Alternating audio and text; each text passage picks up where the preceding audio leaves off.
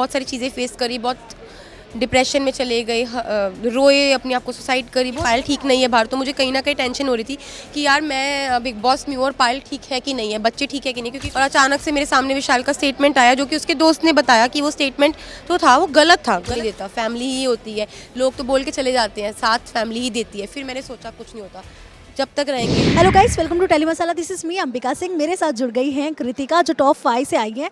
कृतिका, सबसे पहले तो कॉन्ग्रेचुलेशंस, आप टॉप 5 तक तो पहुंची। कैसा फील हो रहा है अभी आपको इतनी सारी मीडिया देख के, इतना सारा प्यार देख के? बहुत अच्छा लग रहा है, टॉप 5 तक पहुंची। लोगों का सपना होता है और इतने टाइम बाद उस घर से निकली हूँ और लास्ट कंटेस्टेंट बन के जितना हो सका उस घर में टिकी एंड तक, तो फील वेरी हैप्पी। कृतिका, सब कुछ घर में सही चल रहा था, अचानक से एक इंसिडेंट हुआ, उसके बाद से सब हर कोई मेंटली हील चुका था।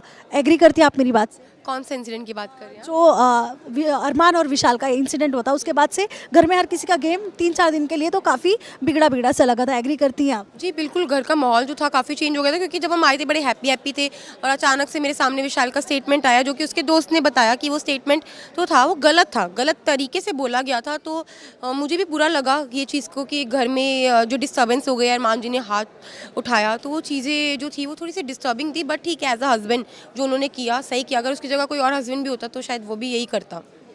ऑल्सो कृतिका, प्रेस कॉन्फ्रेंस में जिस तरह से आपको आड़े हाथ लिया गया, कितना आप हर्ट हुई थी उस चीज़ से, एंड मेंटली आप कितना डिस्टर्ब हुई थी? गेम में कितना असर पड़ा था उसका?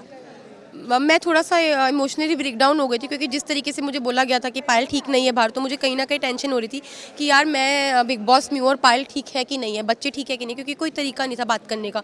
और मेरे पास अरमान जी थे, तो ये सब बातें सुन सुन के मैं थोड़ा सा इमोशनली हो गई थी। बट जैसे ही मैं घर से बाहर निकली, मैं स्टेज पे पहुंची, अनिल सर मेरे साथ थे, तो मैंने सबसे पहले पायल से वहाँ ही पूछा स्टेज पर कि तू ठीक है? उसने बोला हाँ मैं ठीक हूँ। तब मेरे जान में जान आई कि हाँ वो ठीक है, तो बाकी बातें बाद में।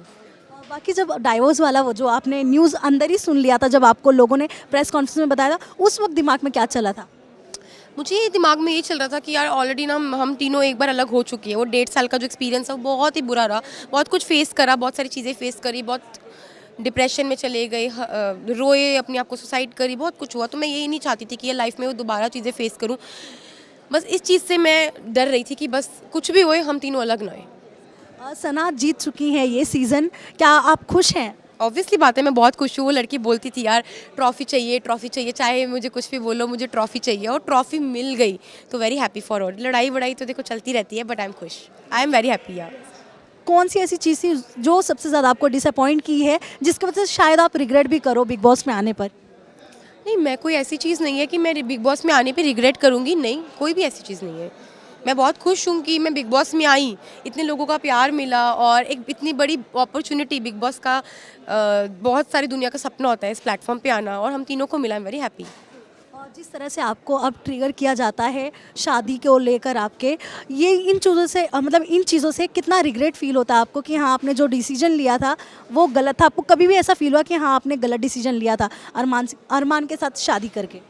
मुझे बीच में जब हम लोगों की शादी हुई थी उसके बाद ऐसा लगता था कि हमने गलत डिसीजन लिया, और मैं उनसे अलग भी हो गई थी, पायल भी उनसे अलग हो गई थी। फिर उसके बाद 1 साल का जो गैप था, उसके ना चीज़ें समझ आई कि देखो भाई कोई खाने को नहीं देता, फैमिली ही होती है, लोग तो बोल के चले जाते हैं, साथ फैमिली ही देती है। फिर मैंने सोचा कुछ नहीं होता, जब तक रहेंगे दुनिया की बातें जो है सुनते रहेंगे, बट रहेंगे तो तीनों साथ ही रहेंगे। अभी आपकी पायल की और अरमान की बात हुई है कोई?